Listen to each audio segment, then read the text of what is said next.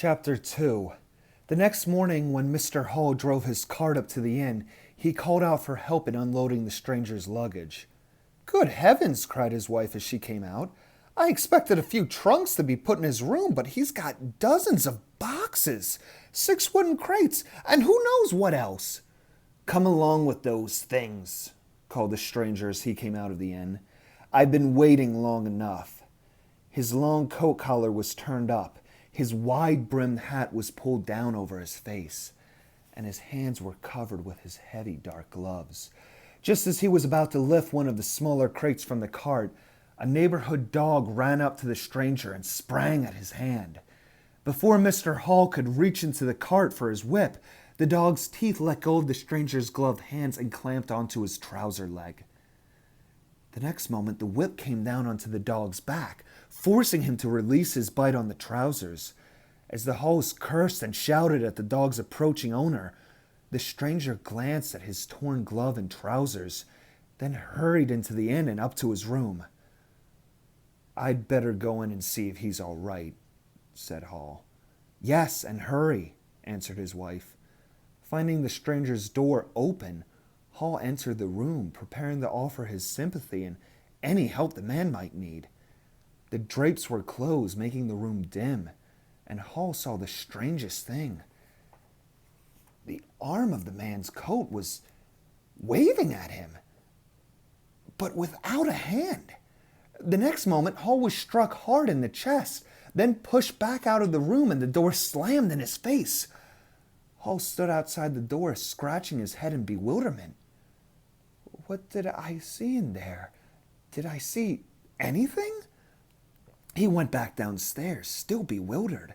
By now, a crowd had gathered out front as his wife argued with the dog's owner, who was holding the animal by the collar. Since Hall still didn't know what he had actually seen in the bedroom, he simply told his wife he didn't want any help. "I think we'd better get his luggage up to him."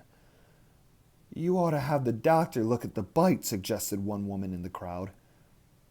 "I didn't see any blood," said another, "or even any skin under the trousers or gloves where they tore." "No matter," added a man. "Just shoot that dog and be done with it." Just then, the dog tried to pull away. He pointed his nose towards the inn and began growling. All eyes turned to the entrance. "Come along, Hall," cried an angry voice at the door. It was the stranger, wearing new trousers and waving with a fresh pair of gloves. His coat collar was still turned up, and his big hat was again pulled down over his face. "Were you hurt, sir?" asked Mrs. Hall. "Not a bit. He never broke the skin. Now hurry up with those things, Mr. Hall."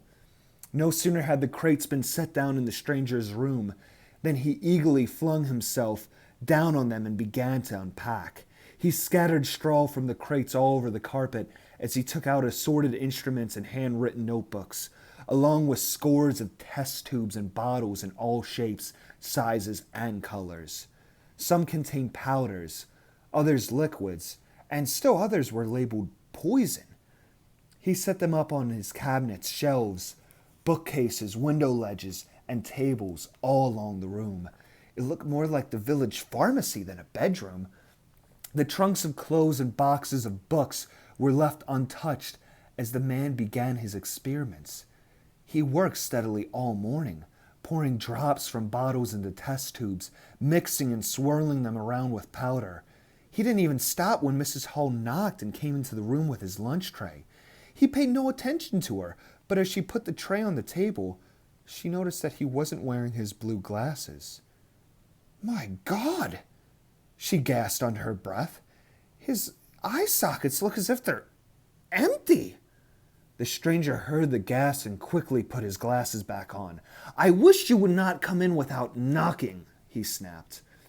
"I did knock several times, sir, but you obviously didn't—" Yes, perhaps you did, but my experiments require my complete concentration. I cannot have any disturbance at all." "I understand that, sir. There is a lock on the door. You can use it any time you wish. Also, these piles of straw from your unpacking will mean extra clean." "Don't bother me with that. Put an extra charge on my bill. Now leave me to my work."